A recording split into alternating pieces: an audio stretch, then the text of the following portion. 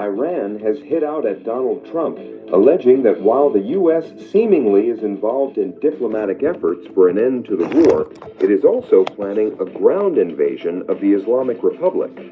Iran's parliament speaker, Mohammad Bagher Ghalibaf, said, and I quote, "The enemy publicly sends messages of negotiation and dialogue while secretly planning a ground attack. Our men are waiting for the arrival of the American soldiers on the ground to set them on fire and punish their regional allies once and for all," Ghalibaf, who was recently removed by Israel from its list of potential targets, was quoted by official IRNA agency as saying, "The Iran parliament speaker is reportedly the top man with whom Trump said last week he has been indirectly negotiating on terms for potentially ending the conflict." According to an Associated Press report, the Pentagon is preparing to send at least 1,000 troops from the 82nd Airborne Division, a unit trained to parachute into hostile or contested territory to secure key territory and airfields, to the Middle East in the coming days. We have arrived here along with several of our colleagues at the resilient island of Kars. Thank God life is flowing, oil exports are uninterrupted, and we haven't encountered any specific issues here. Security is completely established on Karg Island. The dedicated staff of the oil industry are also carrying out their operations on this island.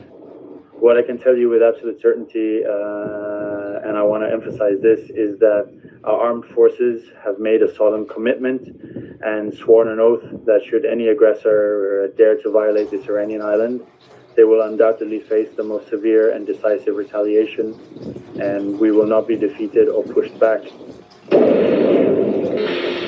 Iran has claimed a major escalation in its campaign against U.S. forces in the Middle East, with the Qatam al-Anbaya central headquarters claiming that over 500 American troops were targeted in its latest wave of missile and drone strikes. In a statement on Saturday, spokesperson Lieutenant Colonel Ibrahim Zolfikari said Iranian operations forced U.S. personnel to abandon their conventional bases and relocate to temporary sites. He claimed that one such location in Dubai housed over 400 personnel, while another held more than 100. Both were subsequently struck using precision missiles and drones launched by the Islamic Revolutionary Guard Corps Aerospace Force and Navy.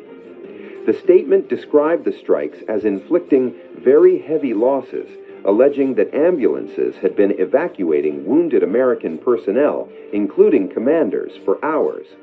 These claims, however, remain unverified by independent sources.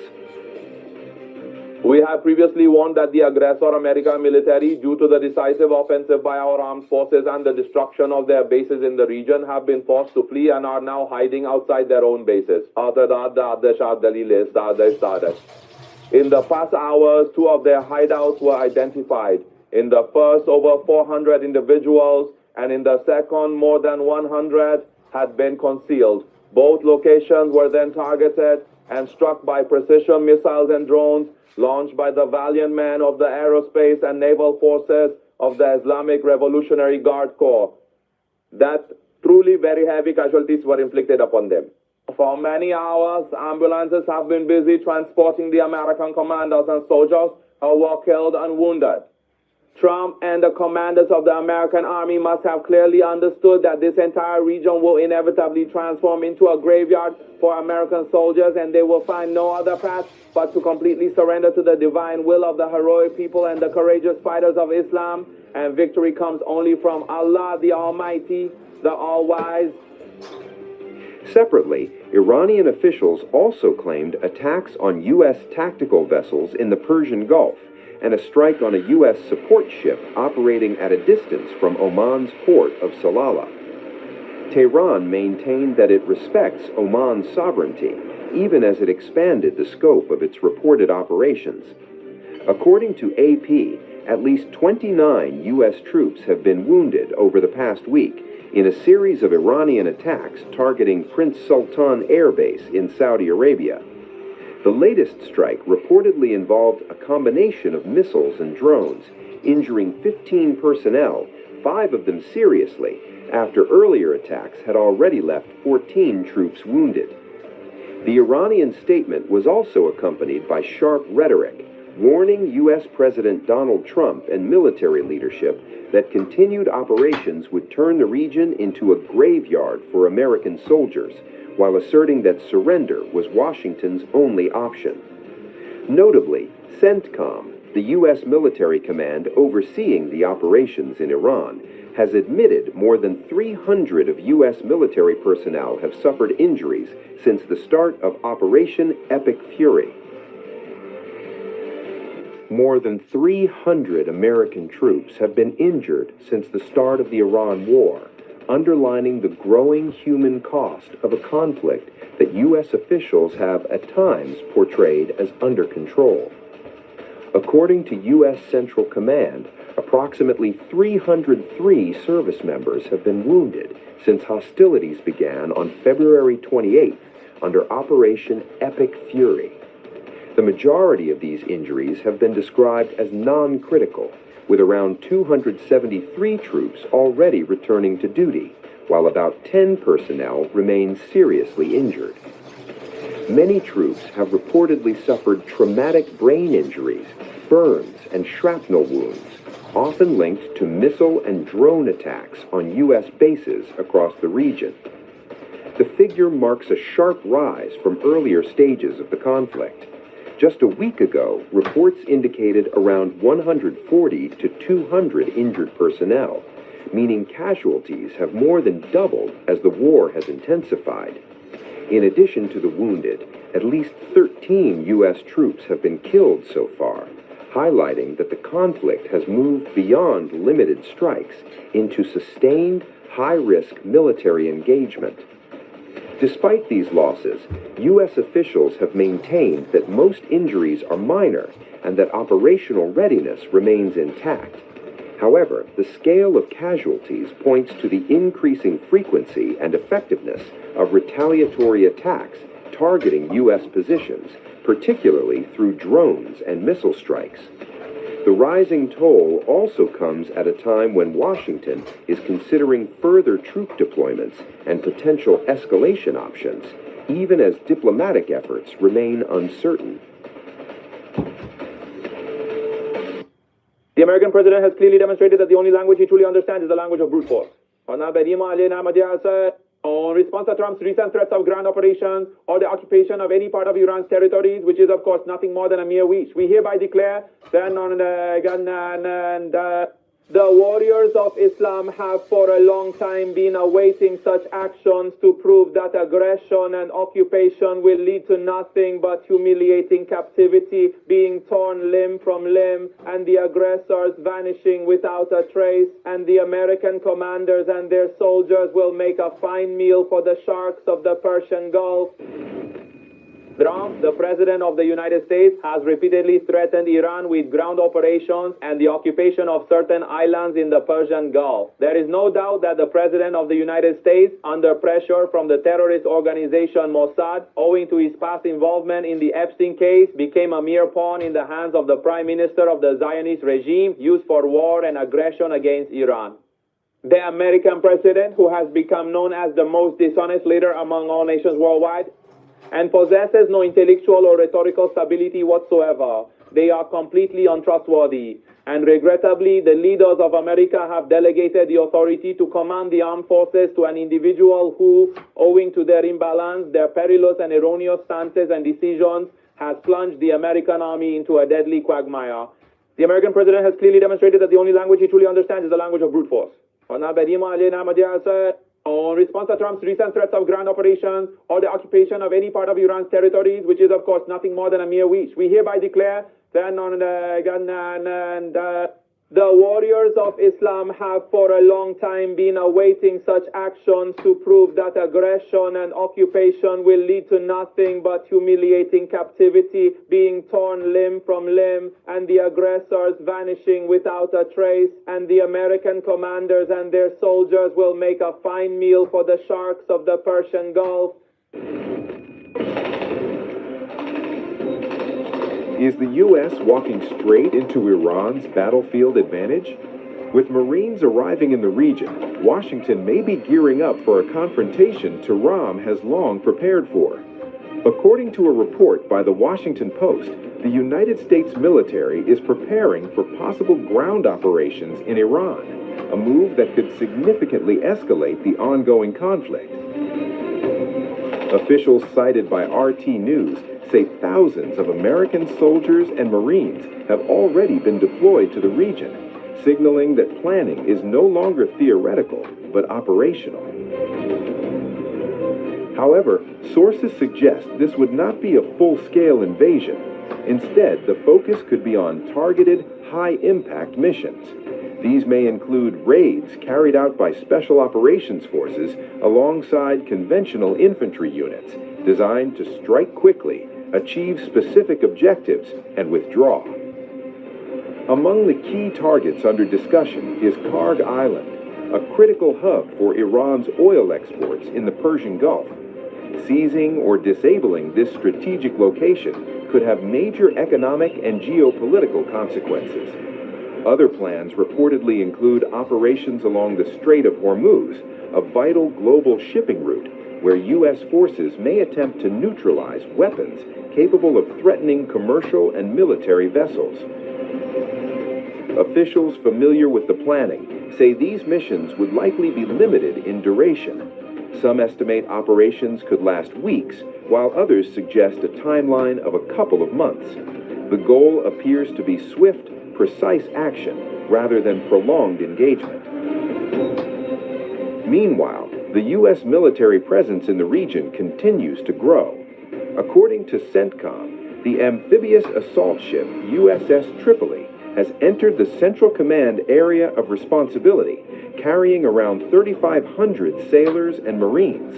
The deployment includes advanced aircraft, amphibious assault vehicles, and tactical support systems, all indicating readiness for a range of combat scenarios. As discussions continue within the U.S. administration, the situation remains fluid. Any decision to proceed would mark a significant escalation with far-reaching consequences not just for the region, but for global stability. For now, the world watches closely as military preparations intensify and diplomatic tensions rise. Iran has sought to project stability in its critical oil export infrastructure, with officials asserting that operations at the country's main export hub remain unaffected despite ongoing conflict. Speaking after a visit to Karg Island, the spokesperson for Iran's National Security Commission, Ibrahim Razaei, said that oil exports are continuing without disruption. Life is continuing, and oil exports are proceeding without any problems. Security is completely established on the island, he said, dismissing concerns over damage to the facility. However, the exact date and location of his video couldn't be verified. We have arrived here along with several of our colleagues at the resilient island of Kars. Thank God life is flowing, oil exports are uninterrupted, and we haven't encountered any specific issues here. Security is completely established on Karg Island. The dedicated staff of the oil industry are also carrying out their operations on this island.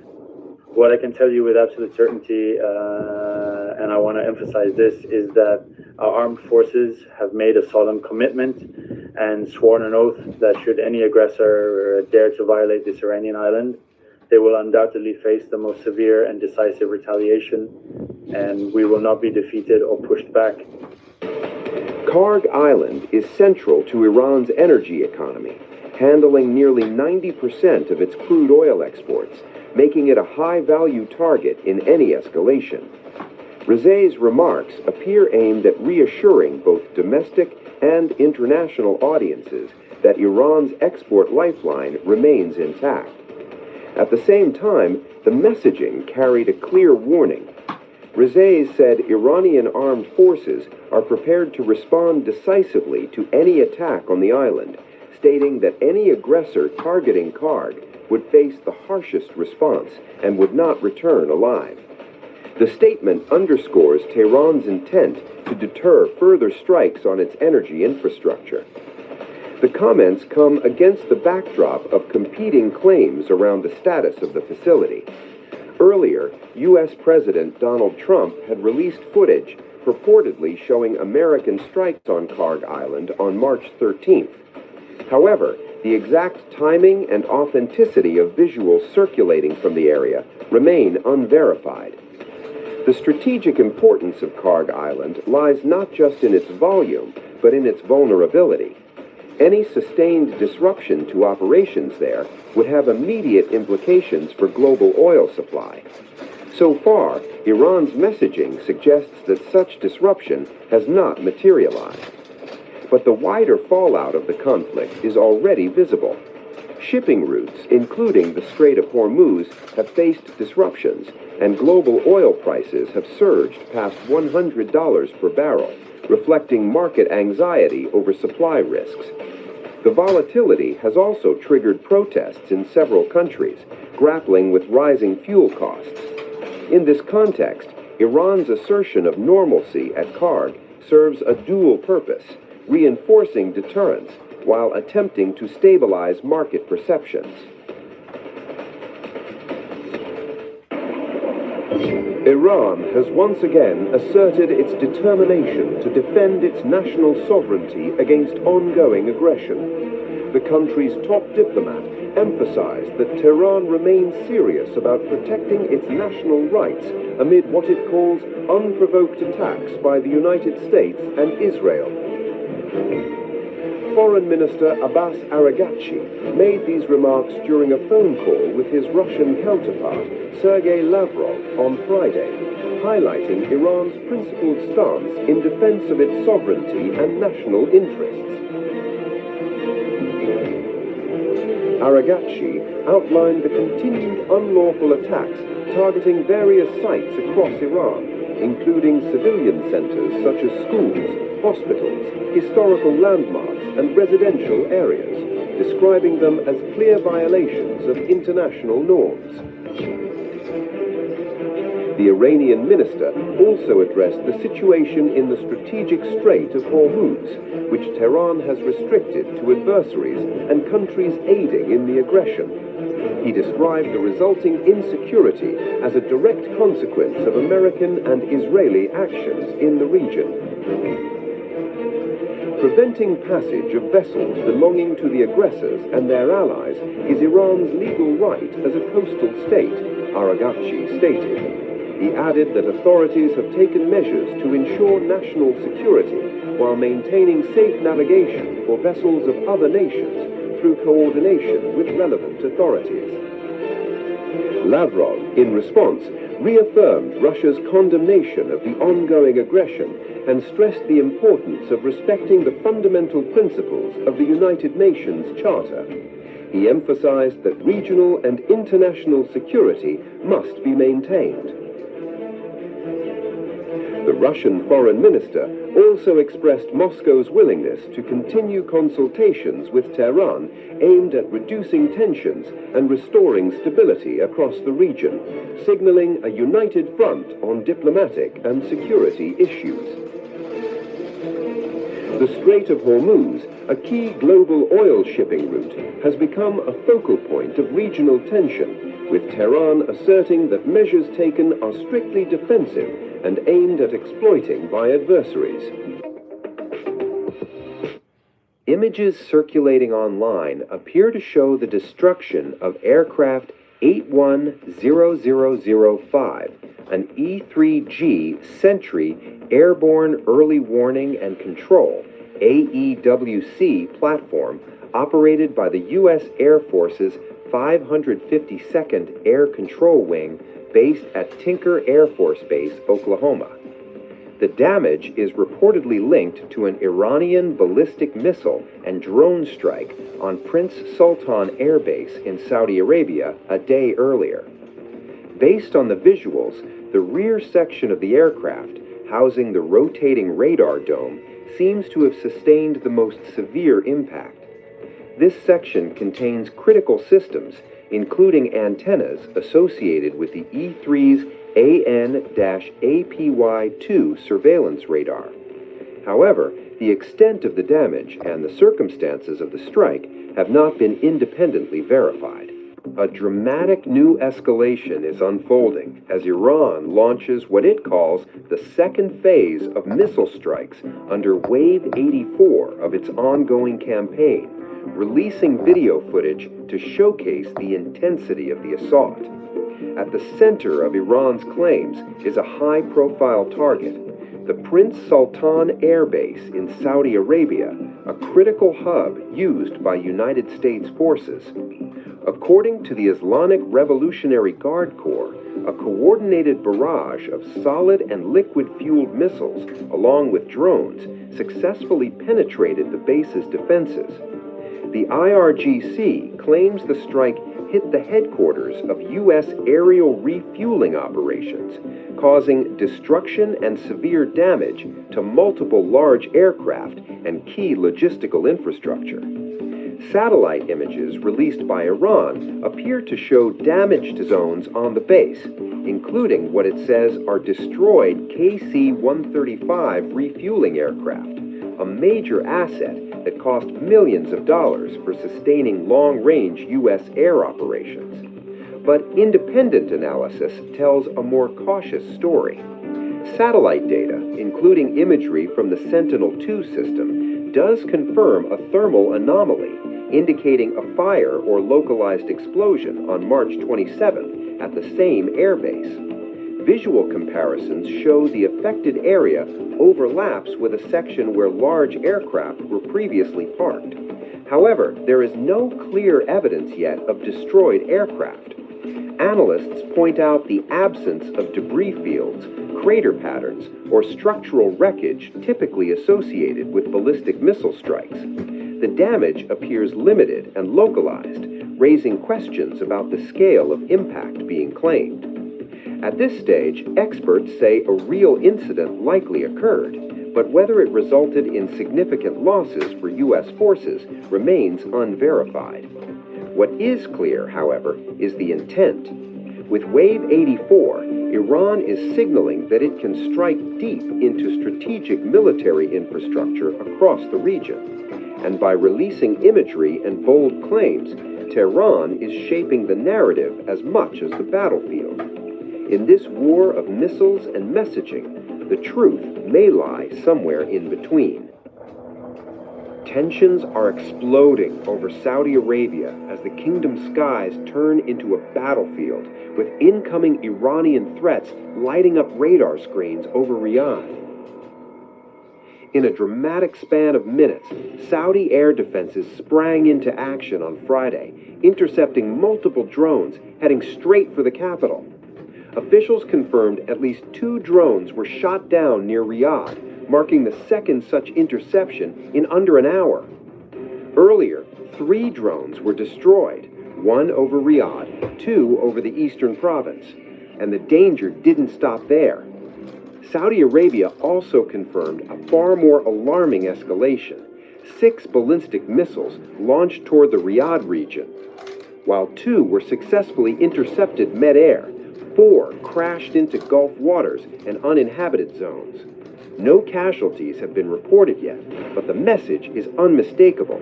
This is no longer a distant conflict. It is knocking at Saudi Arabia's doorstep. The attacks come amid a widening regional war triggered by a joint offensive by the United States and Israel against Iran, a campaign that has already killed thousands of people and sent shockwaves across the Middle East.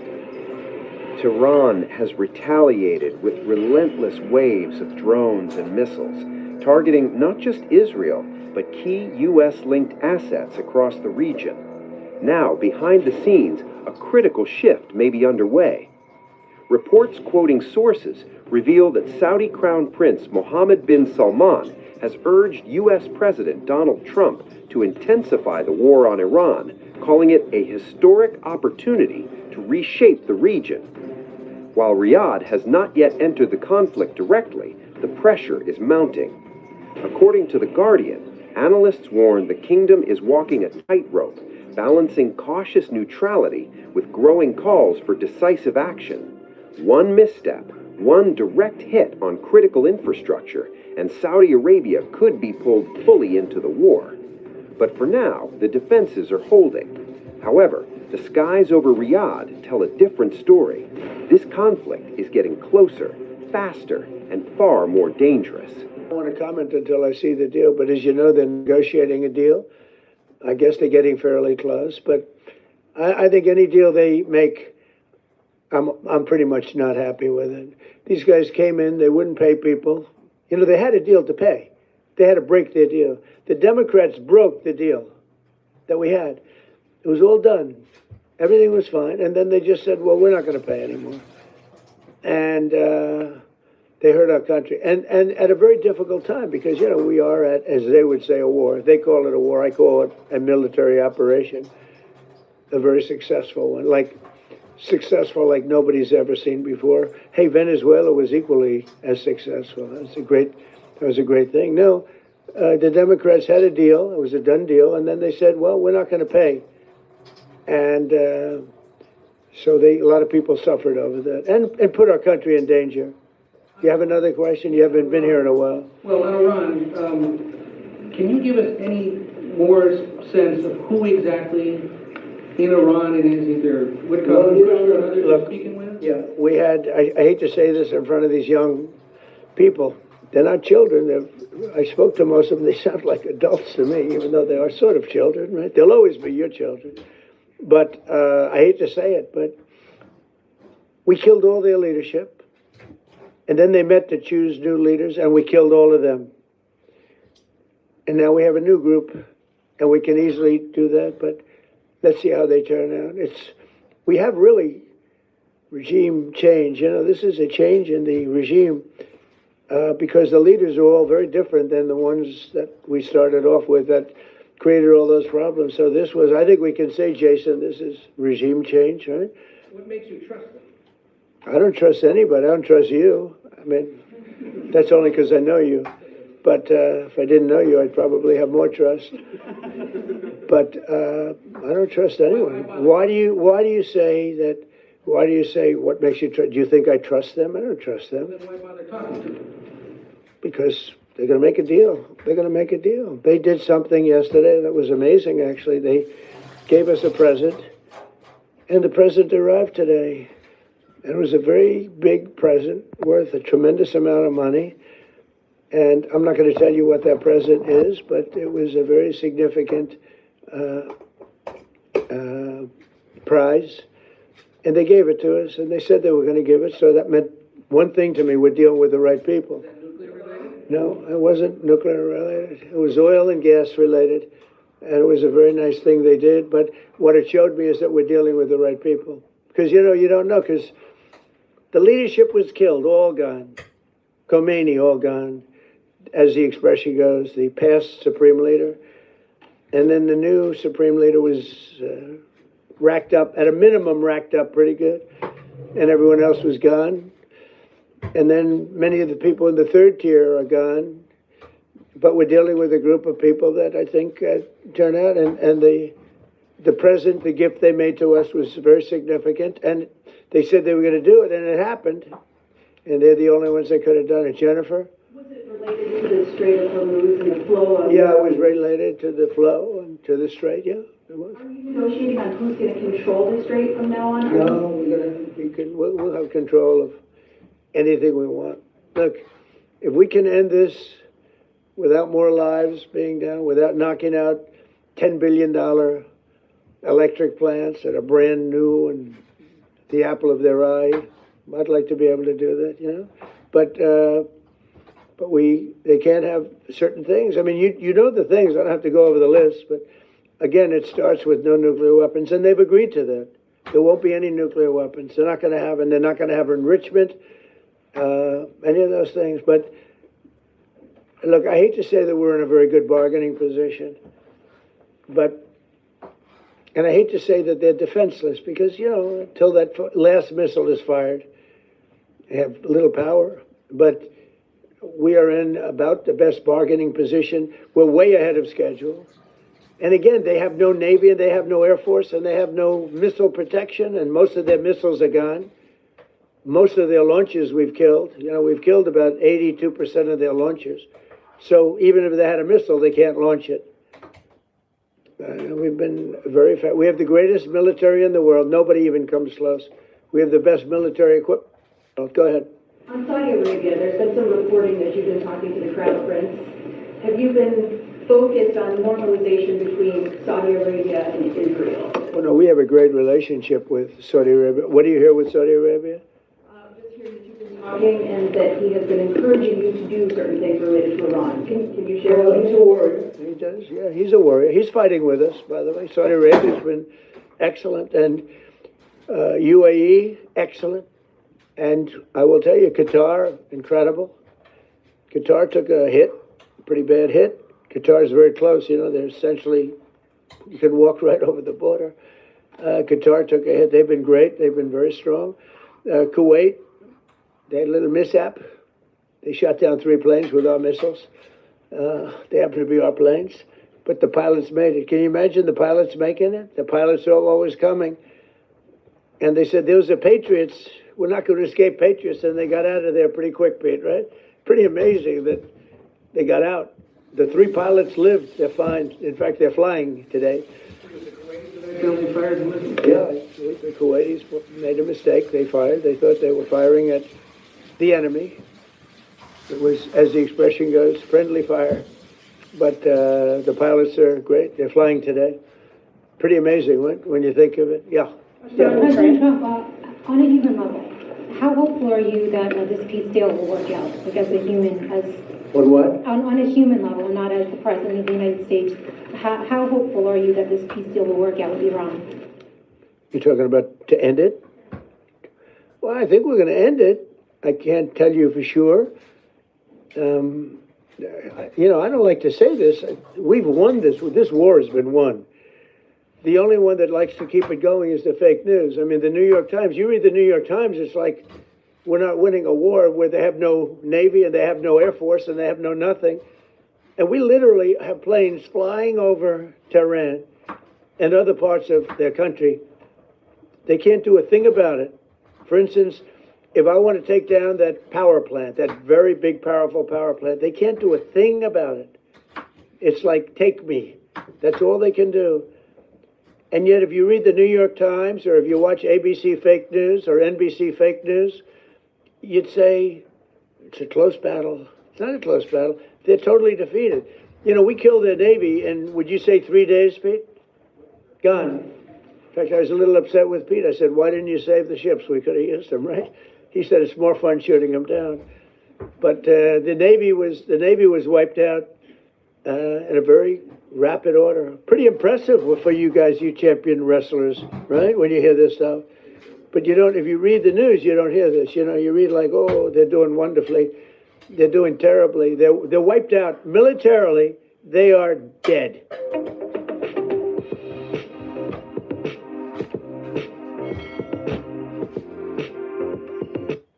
Iran said its forces and allied groups carried out a series of strikes on Israeli-linked targets and American aircraft, including an F-16 on Saturday.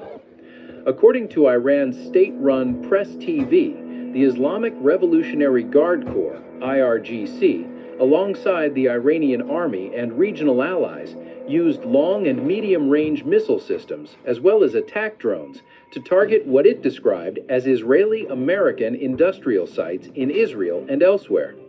The report also claimed that Iranian forces shot down a U.S. MQ-9 drone and struck an F-16 fighter jet. These claims have not been independently verified.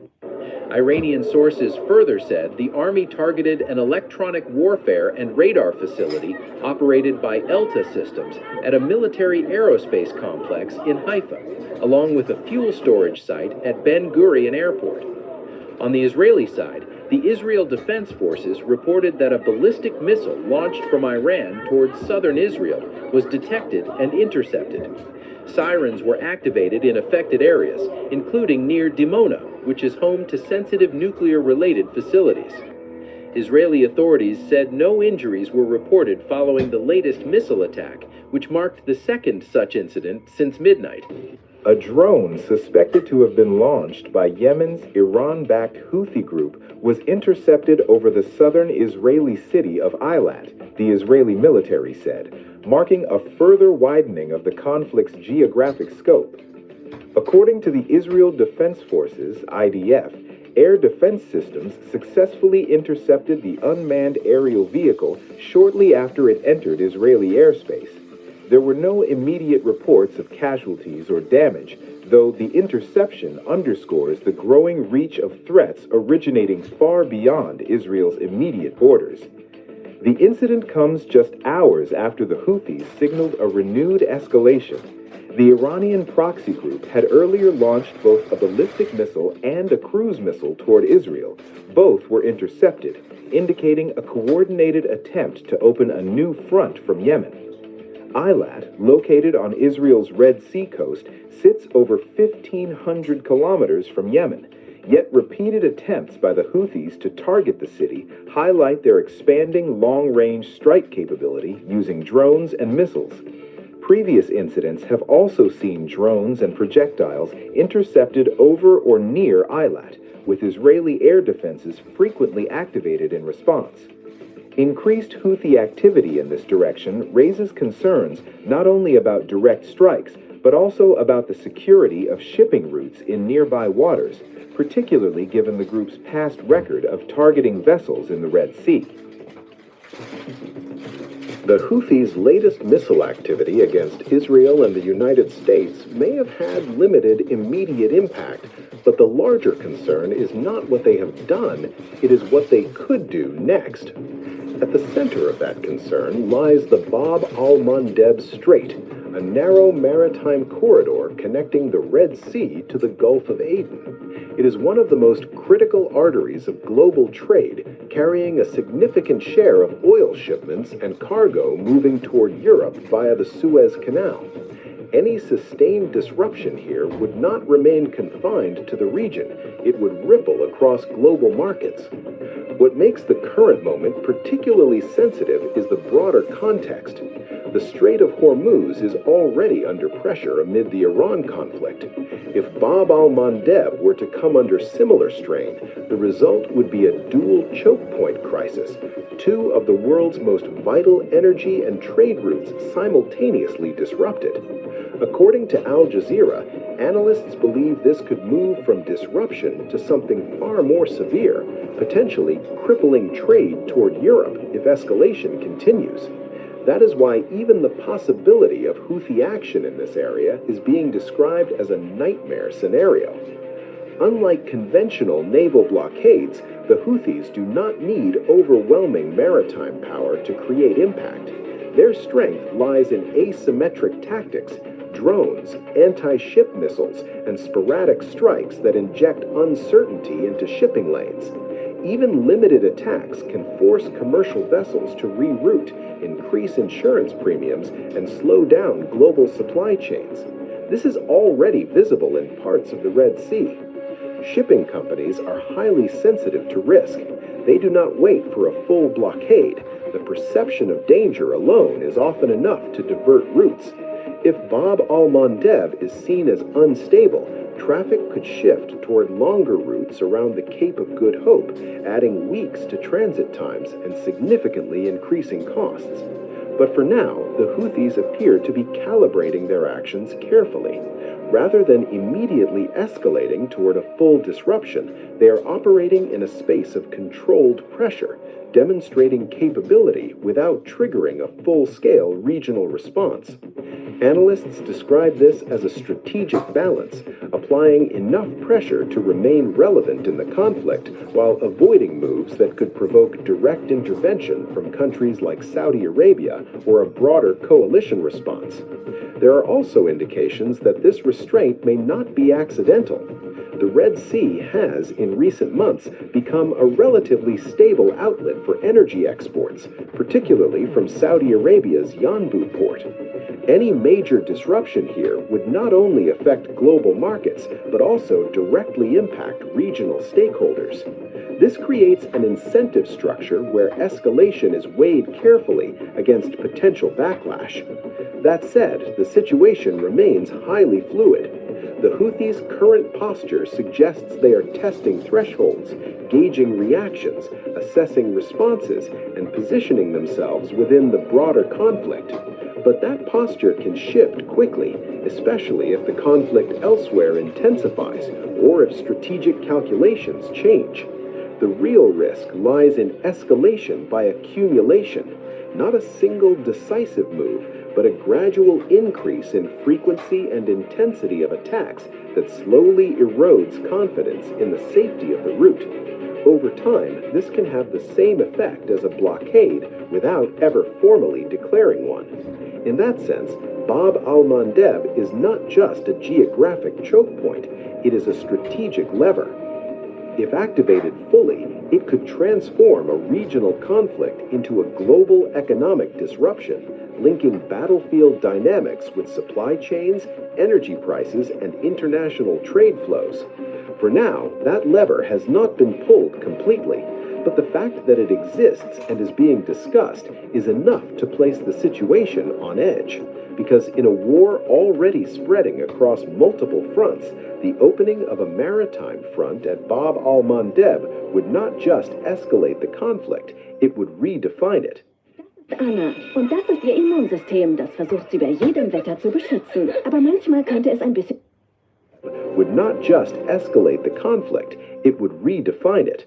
Official statement issued by the Yemeni Armed Forces. In the name of Allah, the most gracious, the most merciful, Allah Almighty has declared, O you who believe, if you aid Allah, He will aid you and make your feet firm. Allah Almighty has spoken the truth. In implementation of what was stated in the previous statement of the Yemeni Armed Forces regarding direct military intervention in support and backing of the Islamic Republic of Iran and for the resistance fronts in Lebanon, Iraq, and Palestine, and due to the continued military escalation, targeting of infrastructure, and committing crimes and massacres.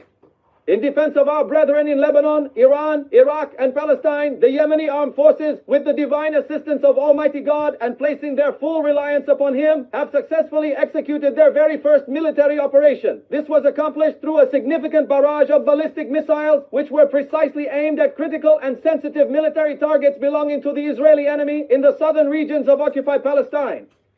This operation was launched in conjunction with the heroic actions being carried out by our Mujahideen brothers in Iran and Hezbollah in Lebanon. The operation successfully achieved all its objectives thanks to the grace of God.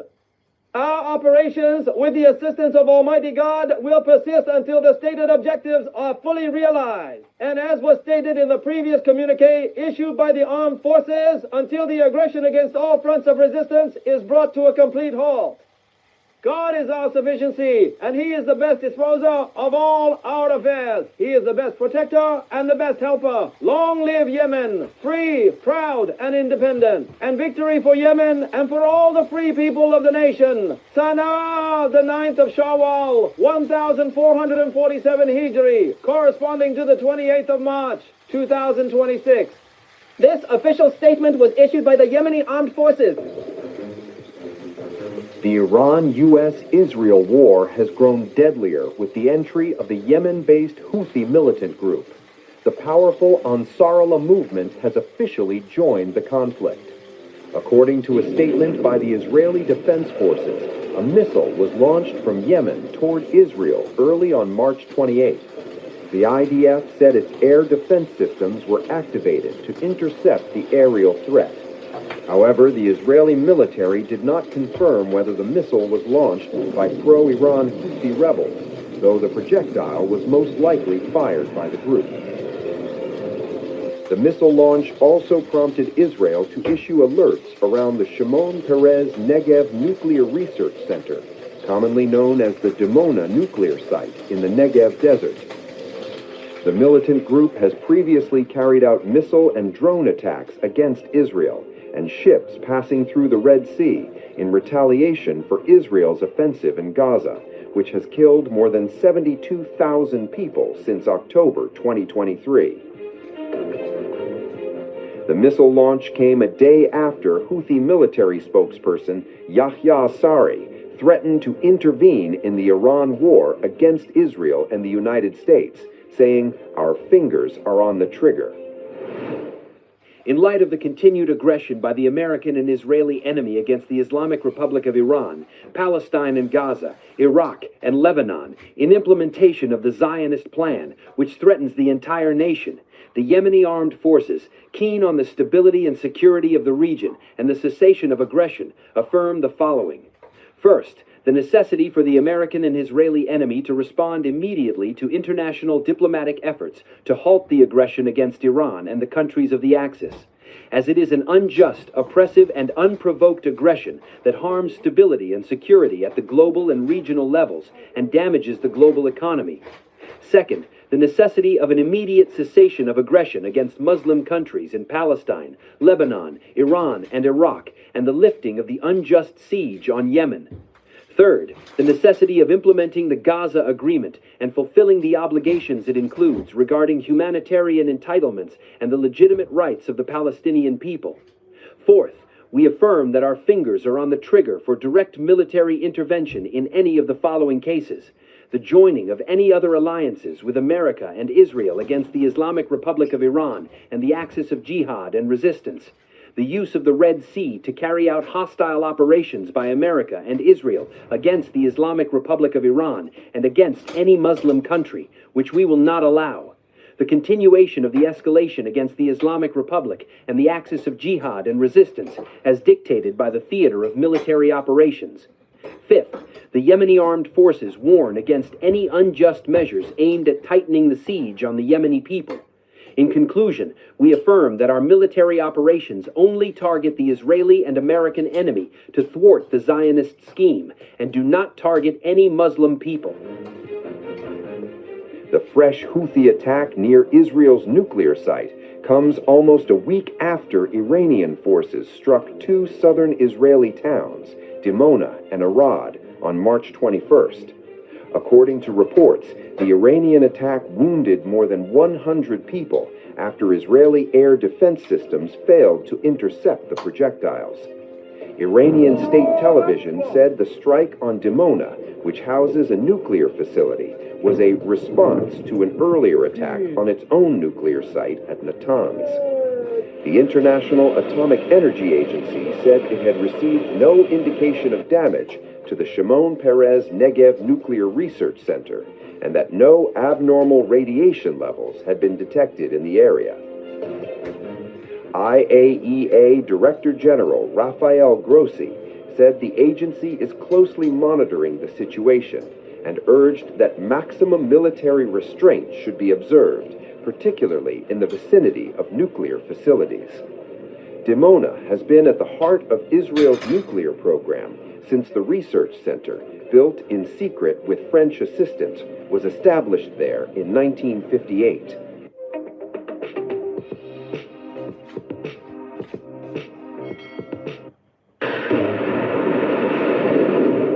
Amid rising tensions in the region, new claims suggest that Israelis are attempting to flee the country in large numbers, driven by fears of ongoing missile attacks.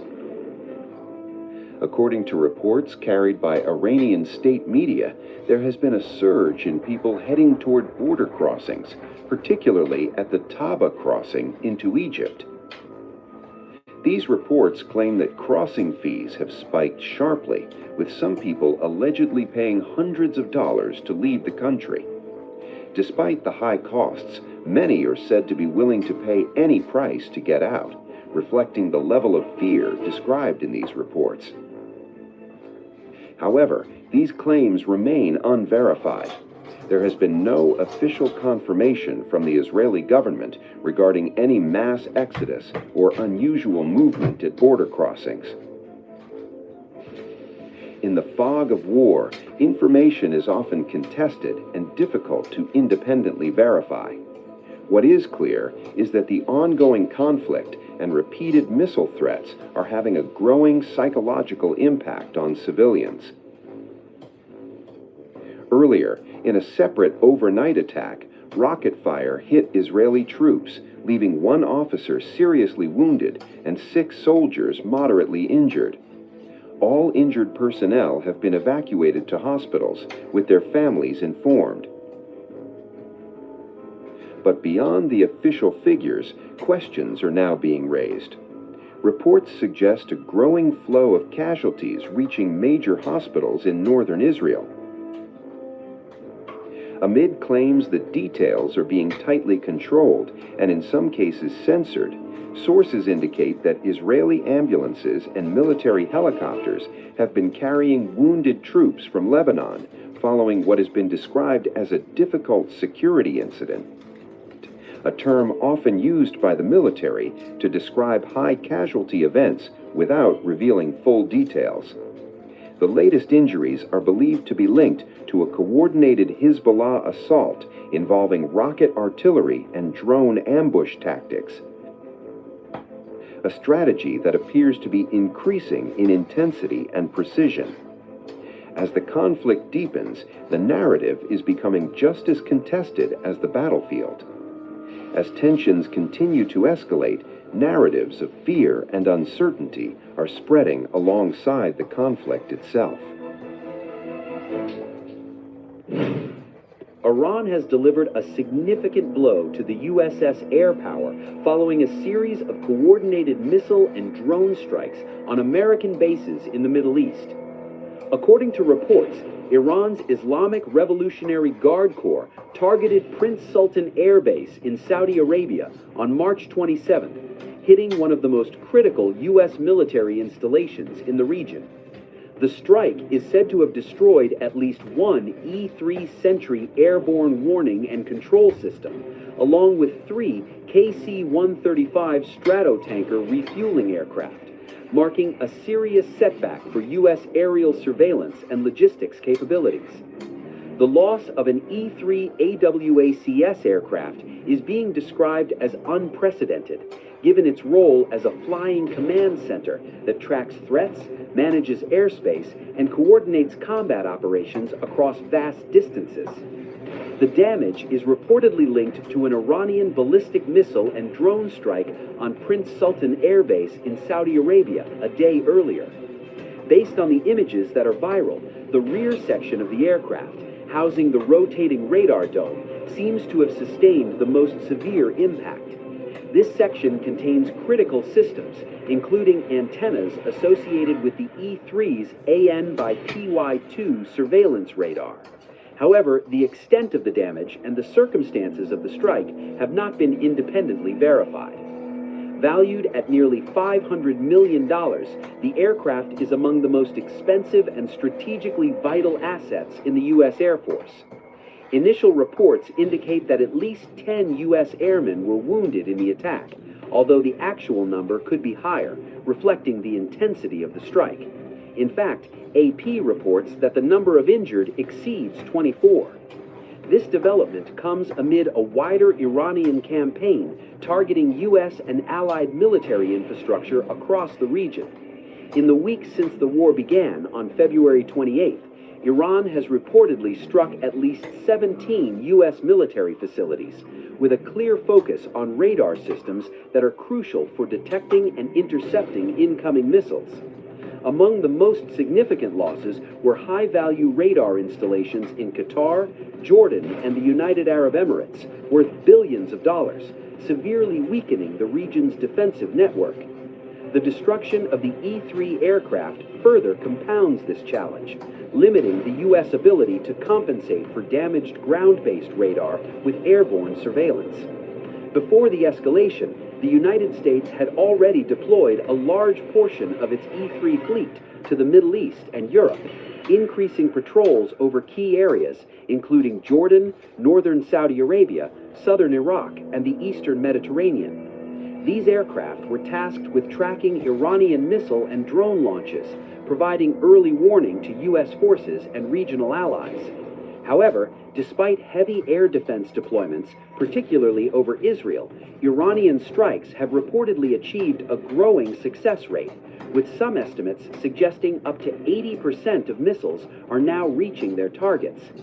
Experts say this is partly due to the systematic degradation of radar networks across the region, reducing early detection and interception capabilities.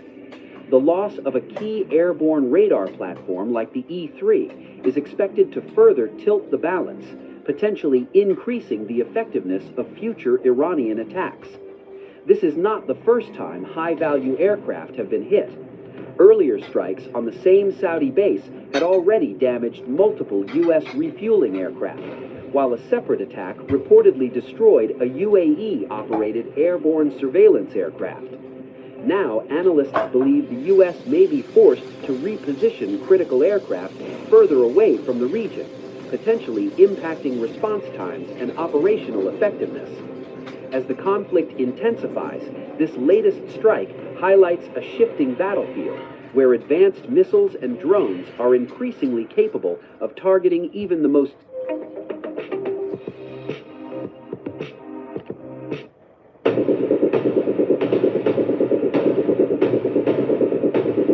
An Israeli soldier was killed in ongoing combat operations in southern Lebanon as fighting along the border continues to intensify. The Israel Defense Forces confirmed the death of 22-year-old Sergeant Moshe Yitzhak HaKohen Katz, a member of the Paratroopers Brigade's 890th Battalion. Katz, originally from New Haven, Connecticut, in the United States, was serving in a frontline combat role when he was killed during operations targeting militant positions in southern Lebanon. Alongside the fatality, the IDF reported that 3 other soldiers were wounded in the same incident. All are said to be in moderate condition and have been evacuated to hospitals for treatment. The military added that it has notified the families of those affected. Israeli officials say their forces are expanding ground operations deeper into southern Lebanon, focusing on dismantling rocket launching infrastructure and targeting Hezbollah fighters. The military describes these missions as part of a broader effort to neutralize threats along Israel's northern border. According to Israeli military spokesperson, more than 850 Hezbollah operatives have been killed since the escalation began. Among them, Israel claims, was Ali Hassan Schwab, identified by the IDF as a member of Hezbollah's elite Radwan force, though he was also publicly known as a journalist. In the statement, Israeli military also acknowledged the losses suffered during the campaign, emphasizing the risks troops on the ground faced. According to reports, 3 journalists and 9 paramedics were killed in southern Lebanon on Saturday in Israeli strikes. Al Jazeera reported an Israeli attack on the reporter's clearly marked press vehicle killed Fatima Futoni and her brother and colleague Mohammed of Al-Mayadeen, Al-Manar's Ali Schwaib on the Jazin Road. The situation remains highly volatile, with both sides engaged in sustained exchanges of fire. Israeli forces continue to push forward with operations, while Hezbollah maintains its presence and capabilities in the region. Over the Sabbath, attacks from Iran and Lebanon continued at Israel. Last night, due to the attack from Iran on Tel Aviv, an Israeli citizen was killed. This is a tragic event, and I extend my condolences to his family. We attacked a uranium production plant, the only one of its kind in Iran, essentially the first link in the nuclear weapons production chain. Additionally, we struck the heavy water plant in Iraq, where the regime planned to produce materials for nuclear weapons development.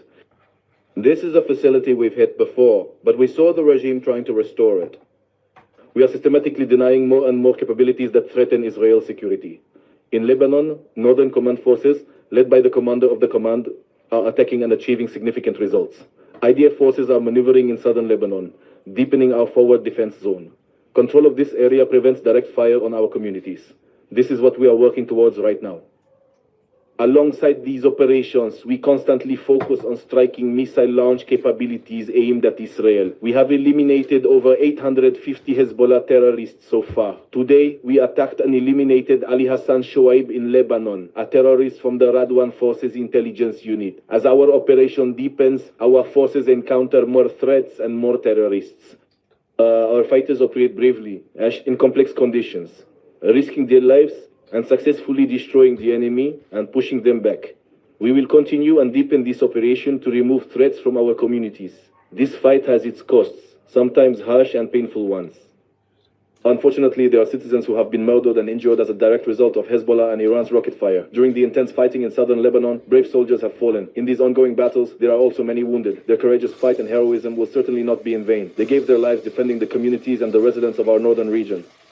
We will continue to strike and weaken Hezbollah. All right, I'd like to begin with the second question, if I may, in order to clarify. As these matters have already been publicized and inaccurately, it's important for me to make them clear. At this very moment, first and foremost, the IDF is strong. It has been actively attacking for 2.5 years on multiple fronts in Iran for the second time already, in Lebanon, in Gaza, removing threats and striking terrorists in Judea and Samaria, and so on and so forth. Judea and Samaria, and so on. We'll continue this until threats to Israel citizens are removed. This must be clear. The IDF is strong. Look, as there was detailed earlier, we operate based on a structured plan in full coordination with our American partner. An unprecedented, exceptional cooperation. There's no daylight between us, it's important to say. Look, statesmen say things, and what happens at the political level happens at the political level. We, at the military level, are well coordinated with the American military. We have a structured plan, and we continue to operate by it. We are achieving very good results. And I'm saying this, we've already shown the situation, even to the leadership, which and more will be published soon. Look, regarding any alleged American invasion, I said we are well coordinated with the U.S. military. There are things we do together, things the U.S. military does, and things the IDF does separately. Once again, the coordination is great. We have a gentleman's agreement that each army speaks for itself. I am the spokesperson for the Israel Defense Forces. Do it. I cannot address any alleged actions by the U.S. military. Of course, we see the U.S. military continues to amass forces. This is also published almost daily. We are once again operating in a very coordinated manner. We will continue together to strike this terror regime. In Operation Slingshot, we severely damaged the entire nuclear production chain in Iran. We struck the production capabilities within their factories, all the components right up to enrichment, centrifuges, cores, and so on. The entire production chain was indeed hit. It was delayed but not completely destroyed. And we are now actively working to strike the entire nuclear production chain. In the previous statement, I spoke about 2 additional facilities in Yazdan, Iraq that we significantly damaged, and we will continue to target these specific components. Regarding the uranium that was found beneath the ground and so forth, I cannot address this particular subject. But as I've stated, we will continue to target its entire production chain to eliminate this threat. Iran will not possess a nuclear weapon. This is what we are working towards. The second question, could you please repeat that? Regarding the buses, we have struck it in a very profound manner, targeting both its headquarters and its commanders. You see, we struck the commander, his deputy, and his staff officers in Tehran, and also in Isfahan just last week. We hit checkpoints in the streets everywhere. They started to hide, and even in confined spaces, we struck them. And we are once again operating according to a well-defined plan. And the Basij is also part of this plan. No, look, we are operating, once again, we are adjusting the plan based on the situation assessment. We also struck Basij, and everything, in its time, also pushed, also does, and we will continue to hit them all. There are more targets. A dramatic escalation on the battlefield, and the scale is staggering. Hezbollah fighters claim they've destroyed dozens of Israel's most advanced tanks in just hours. What's now being called a Merkava massacre is sending shockwaves across the region. According to Hezbollah, at least 21 Israeli Merkava tanks were destroyed within just 24 hours on Wednesday. By Thursday morning, the number had surged, with claims of at least 20 more direct hits. This brings the total number of destroyed tanks since March 2nd to at least 73. But the numbers did not stop there. By Thursday, informed sources suggested that dozens more Merkava tanks had been targeted and destroyed. The total figure is now being reported as nearing 100 tanks across multiple battle zones. The strikes were spread across key locations in southern Lebanon and northern occupied territories. In Debel, 3 Merkava tanks were hit using guided missiles in precise attacks. The strikes indicate a highly coordinated and targeted offensive. In Alcantara, multiple tanks were struck near strategic points, including a technical school and a reservoir. 3 additional tanks were reportedly hit using attack drones, showing a mix of missile and drone warfare. The battlefield is now seeing layered tactics deployed simultaneously. In Taibe, nearly a dozen tanks were hit using guided missile systems. In Deir Syrian, 4 tanks were struck near a pond, with another destroyed along the Taibe-Alcantara road. These strikes were still ongoing at the time of reporting, indicating continuous engagement.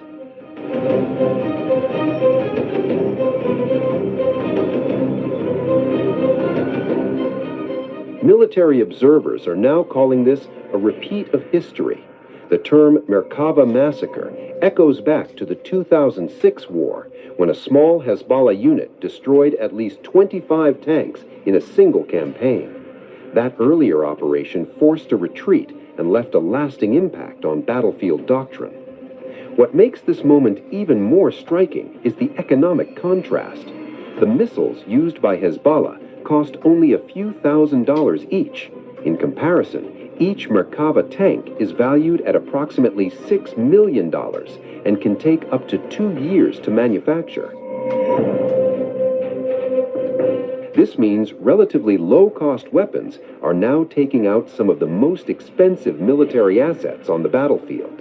It is a shift that analysts say could redefine modern warfare dynamics. The cost imbalance alone is drawing global attention. The current operation follows more than a year of what Hezbollah describes as strategic patience. During that time, Israeli strikes continued across southern Lebanon despite a ceasefire framework. The latest offensive appears to mark a turning point in that approach. On Wednesday alone, Hezbollah carried out a record 95 operations targeting Israeli military sites. These included both missile strikes and drone attacks across multiple fronts. The pace of operations reflects a sharp escalation in intensity. By Thursday, the number of operations had increased even further. Hezbollah claims it conducted 96 operations in a single day. That scale of activity signals sustained pressure and a deliberate attempt to overwhelm defenses.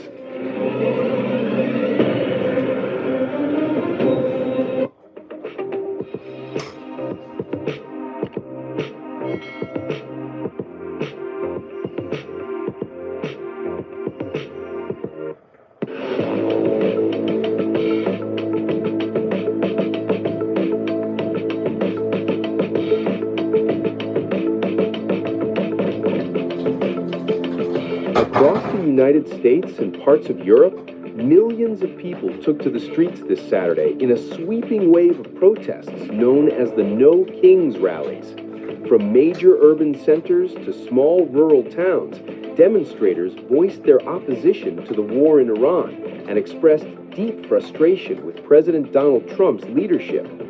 In cities like New York, massive crowds filled public spaces, holding signs, chanting slogans, and demanding accountability. But the movement was not limited to large metropolitan areas. In Driggs, Idaho, a town with fewer than 2,000 residents, people gathered as well, highlighting the wide geographic and political reach of the demonstrations. Organizers estimate that at least 8 million people participated in more than 3,300 events across all 50 states. While official counts have not yet been released by authorities, the scale described by organizers suggests one of the largest coordinated protest efforts in recent U.S. history. Compared to earlier demonstrations held in October, this weekend's rallies reportedly saw an increase of around 1 million participants and hundreds more events. The growth underscores a rising level of public engagement and concern over the current political climate. Minnesota emerged as a central focal point, with particularly large gatherings drawing national attention.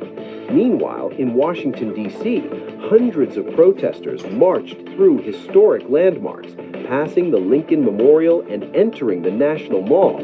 Many carried signs with sharp and symbolic messages, including phrases like, "Put down the crown," and "Regime change begins at home." Demonstrators rang bells, beat drums, and chanted "No Kings," emphasizing their rejection of what they perceive as authoritarian tendencies. In New York and other cities, thousands joined together, some framing the movement as a broader fight against what they described as threats to democracy. Voices from the crowd reflected a mix of anger, urgency, and determination. Some called for impeachment, while others focused on policy concerns, particularly regarding foreign conflict and domestic governance. Despite differing messages, a common theme united the protesters: a demand for accountability and a rejection of concentrated power. The protests also extended beyond U.S. borders, with solidarity events taking place in parts of Europe. Immigrant abductions are a grave concern to me, the inhumane treatment that's going on. But mostly I think it's just that Trump does not understand that he's supposed to be a president and not a king and not a dictator. And we watched our democracy crumble over the past year in ways that, obviously I've lived a while, and I did not believe that I'd ever witness anything like this in this country. This was something that happened elsewhere. What we provide is mockery to the king. And we call this part of the Mock and Awe Tour.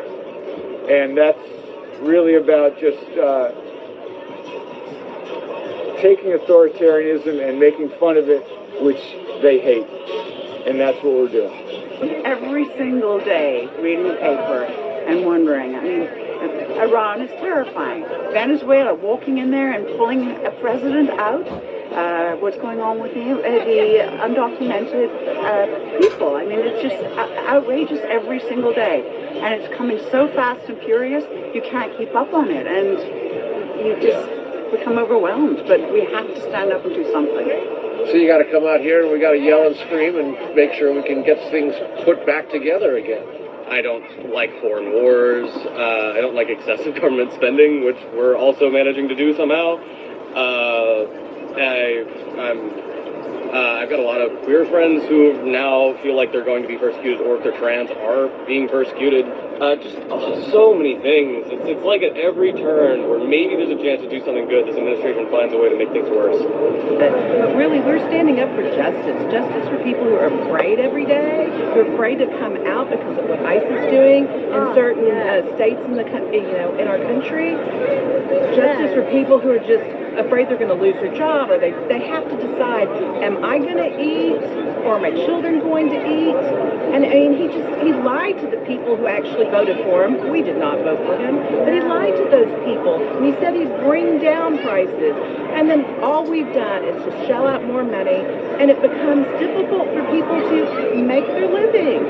It's just pure frustration and need to express the injustices, and we need to gather together to create change and harness our energy. And also it's so uplifting to be around people who are like-minded, because sometimes we think we're crazy at times and we're all alone. Exactly. And it's so amazing to be a part of this energy. I protest all of Trump's illegal, immoral, reckless, and feckless, endless wars. It is clear he doesn't really have a plan. It is clear that the abuse of power is the point.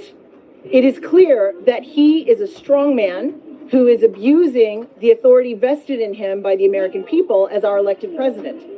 So, yeah, I think it's very important, in particular as an American, to show that we oppose what he is doing with these wars. And unfortunately, what's happening today is we're watching so many of our constitutional rights being taken away and stolen us by the regime that's part of the White House. So today we want people to understand that we care, as Democrats abroad, as Republicans abroad, independents abroad, everyone, we care about what is happening in the United States, and we want to speak up and let people know we will not back down, and we will not ever forget this. We are against everything that Trump is doing. He made 3 campaign promises: no more wars, lower prices, and release the Epstein files. He has done the complete opposite of all 3 of those things. We have not forgotten about ICE and how they gunned down 2 American citizens in the streets of Minneapolis. There are so many things to protest. I could go on for hours.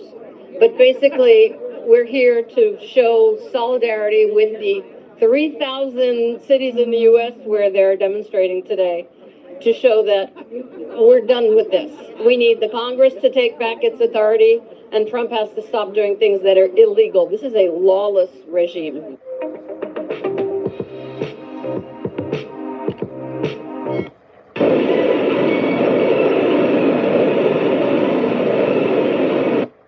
A massive escalation is unfolding across the Middle East as Iran intensifies its multi-front retaliation against U.S. and Israeli targets.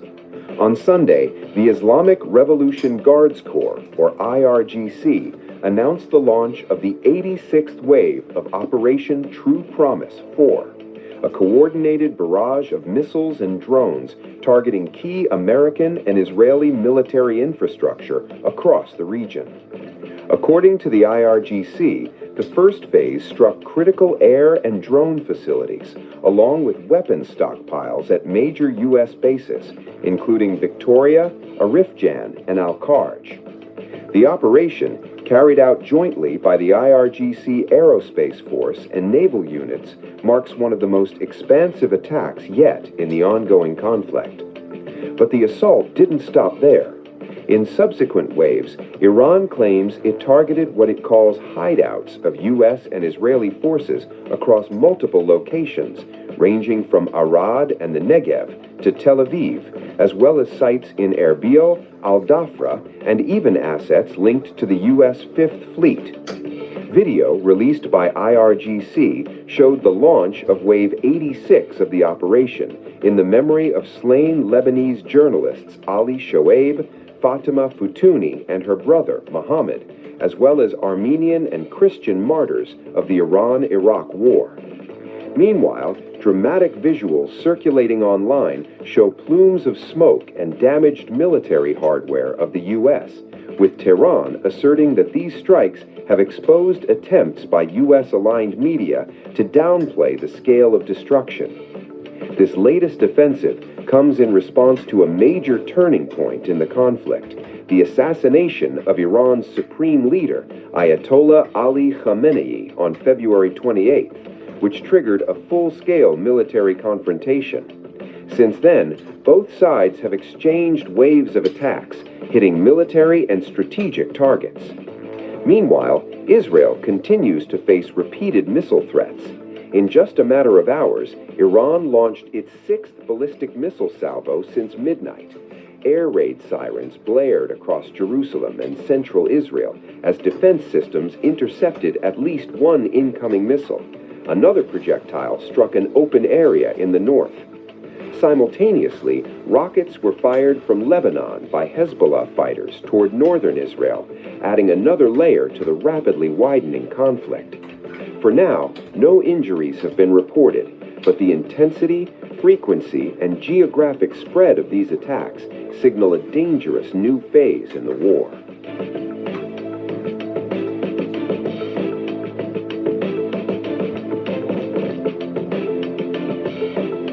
Trump, the President of the United States, has repeatedly threatened Iran with ground operations and the occupation of certain islands in the Persian Gulf. There is no doubt that the President of the United States, under pressure from the terrorist organization Mossad, owing to his past involvement in the Epstein case, became a mere pawn in the hands of the Prime Minister of the Zionist regime used for war and aggression against Iran.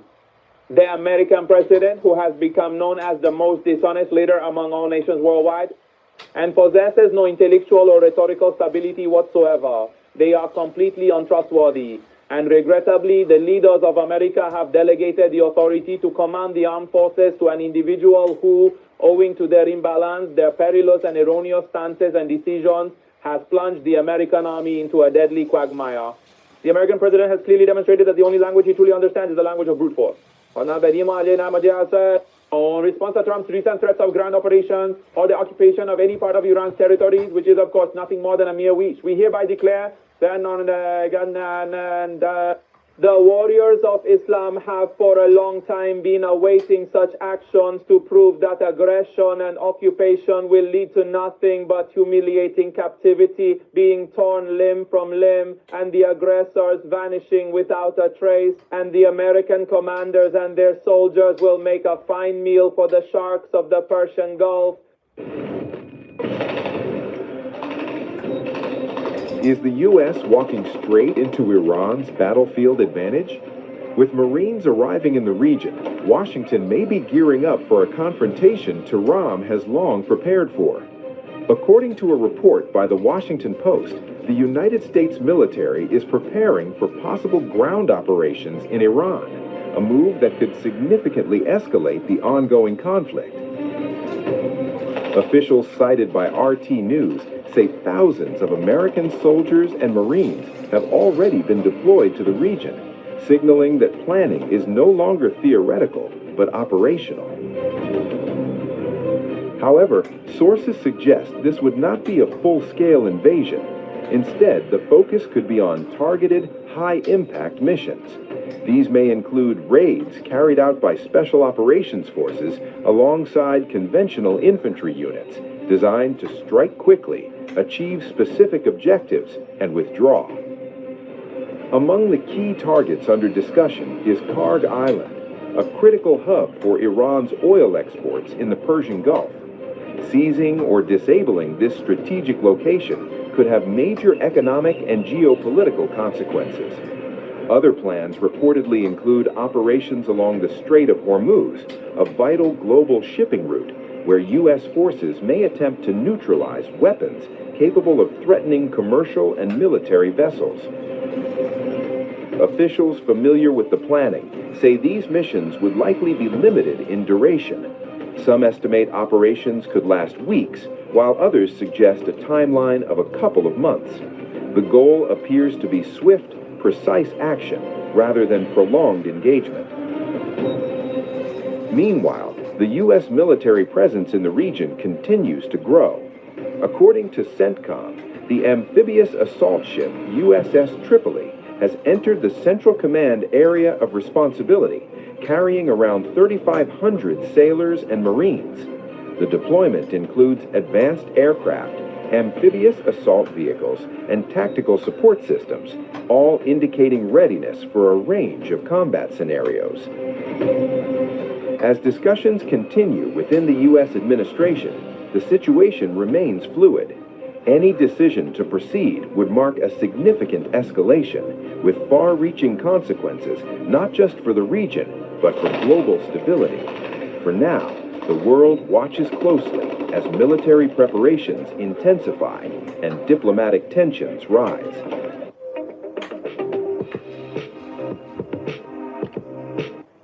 Iran has delivered a significant blow to the USS Air Power following a series of coordinated missile and drone strikes on American bases in the Middle East. According to reports, Iran's Islamic Revolutionary Guard Corps targeted Prince Sultan Air Base in Saudi Arabia on March 27th, hitting one of the most critical U.S. military installations in the region. The strike is said to have destroyed at least one E-3 Sentry airborne warning and control system, along with 3 KC-135 Stratotanker refueling aircraft, marking a serious setback for U.S. aerial surveillance and logistics capabilities. The loss of an E-3 AWACS aircraft is being described as unprecedented, given its role as a flying command center that tracks threats, manages airspace, and coordinates combat operations across vast distances.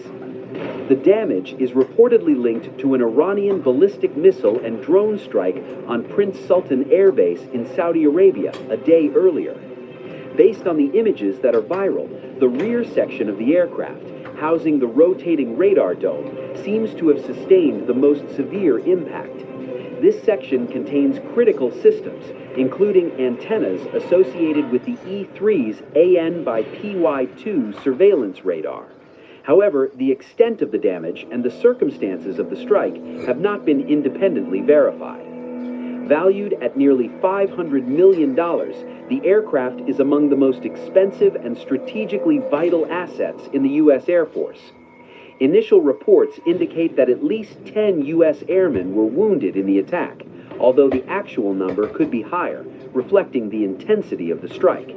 In fact, AP reports that the number of injured exceeds 24.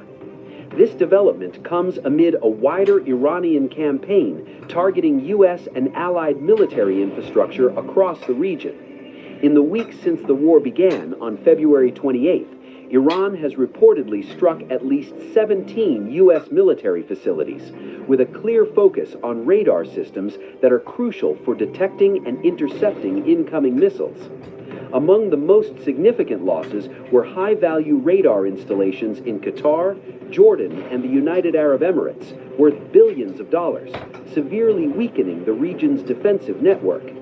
The destruction of the E-3 aircraft further compounds this challenge, limiting the U.S. ability to compensate for damaged ground-based radar with airborne surveillance. Before the escalation, the United States had already deployed a large portion of its E-3 fleet to the Middle East and Europe, increasing patrols over key areas, including Jordan, northern Saudi Arabia, southern Iraq, and the eastern Mediterranean. These aircraft were tasked with tracking Iranian missile and drone launches, providing early warning to U.S. forces and regional allies. However, despite heavy air defense deployments, particularly over Israel, Iranian strikes have reportedly achieved a growing success rate, with some estimates suggesting up to 80% of missiles are now reaching their targets. Experts say this is partly due to the systematic degradation of radar networks across the region, reducing early detection and interception capabilities. The loss of a key airborne radar platform like the E-3 is expected to further tilt the balance, potentially increasing the effectiveness of future Iranian attacks. This is not the first time high-value aircraft have been hit. Earlier strikes on the same Saudi base had already damaged multiple U.S. refueling aircraft, while a separate attack reportedly destroyed a UAE-operated airborne surveillance aircraft. Now, analysts believe the U.S. may be forced to reposition critical aircraft further away from the region, potentially impacting response times and operational effectiveness. As the conflict intensifies, this latest strike highlights a shifting battlefield where advanced missiles and drones are increasingly capable of targeting even the most sophisticated military platforms. In a major escalation in regional tensions, Iran's Islamic Revolutionary Guard Corps has announced a coordinated missile and drone strike targeting key industrial facilities linked to the United States. The operation, carried out on Saturday, marks one of the most significant direct responses by Iran in the ongoing conflict dynamics across the Middle East. According to an official statement, the strikes were conducted jointly by the IRGC's Aerospace Force and Navy. The Corps described the operation as a retaliation for what it called malicious actions by the United States and its allies, targeting Iran's industrial infrastructure from bases along the Persian Gulf. Two major aluminum production facilities were named as targets: Emirates Aluminum, widely known as EMAL, and Aluminum Bahrain, or ALBA. Both facilities are considered critical to the global aluminum supply chain. EMAL is home to what is described as the world's longest aluminum production line, with an annual capacity of around 1.3 million tons. ALBA, based in Bahrain, also holds strategic importance. According to the IRGC, the facility involves American investment and plays a role in supporting sectors linked to U.S. military and aerospace production. While independent verification of the full extent of the damage remains limited, the choice of targets signals a shift towards economic and industrial pressure points. In its statement, the IRGC emphasized that Iran's response strategy is evolving. It declared that future actions would go beyond a simple eye for an eye doctrine. Instead, it warned of decisive blows aimed not only at military assets.